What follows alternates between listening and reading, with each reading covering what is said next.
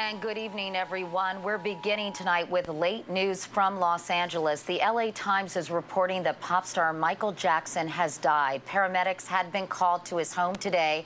They found him in cardiac arrest, not breathing, and rushed him to the hospital.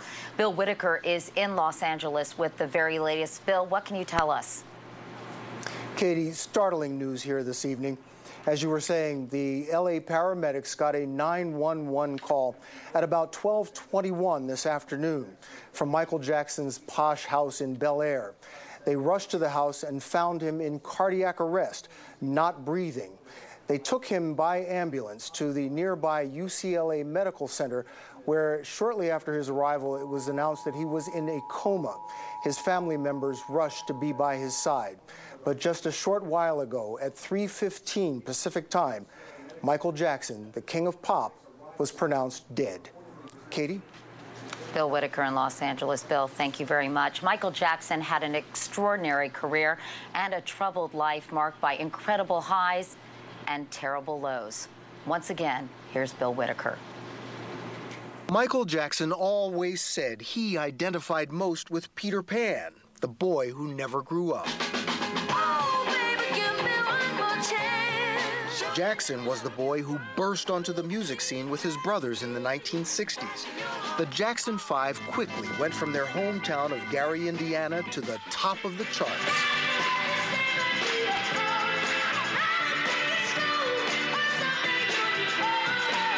By about age 11, he was the most popular member, but he left the group in his 20s to moonwalk his way to superstardom, becoming one of the most popular people on the planet.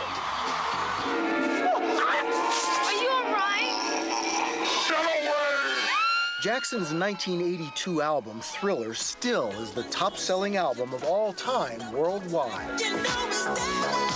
And Michael Jackson was the top performer in the world through much of the 1980s.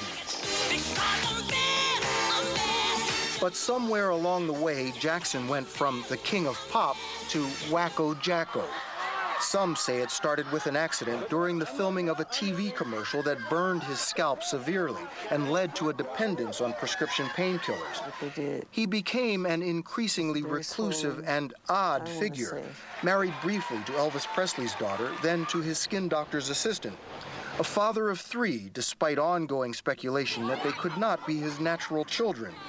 He sparked one of his many scandals when he dangled one of the children over a balcony, causing concern of his parenting skills. All of those scandals paled to the ongoing suspicion of child abuse. He paid one boy more than $20 million to make his allegations go away. But it happened again one day in November 2003. Within a very short period of time, there will be charges filed against Mr. Jackson. Multiple counts. The charges stemmed from this documentary in which Jackson stated again his belief that having young boys in his bed was completely natural. It's very right. It's very loving. That's what the world needs now. Much of the world saw it differently. Jackson was arrested, handcuffed, booked, and eventually stood trial. The court case was a surreal spectacle befitting Jackson's bizarre way of life, including dancing on top of SUVs, pajamas worn to court, and a string of celebrities walking in and out of the courthouse in Santa Maria, California.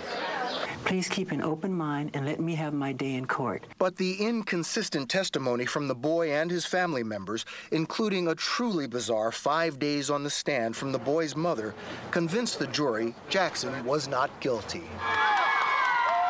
Still, the acquittal never completely put to rest the questions surrounding Michael Jackson. A curious figure who leaves behind a legacy of staggering musical genius and stunningly bad judgment. A master of memorable performances and a man whose real life remains a mystery. Michael Jackson also leaves legions of fans with an ongoing fascination with the one-time, and some would say forever, king of pop.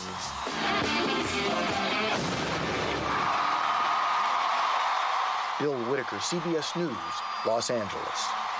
Incidentally, Michael Jackson was preparing for a concert series in London that was to begin July 8th. Tickets to those 50 concerts sold out in just 4 hours. We'll have more on this story later in the broadcast.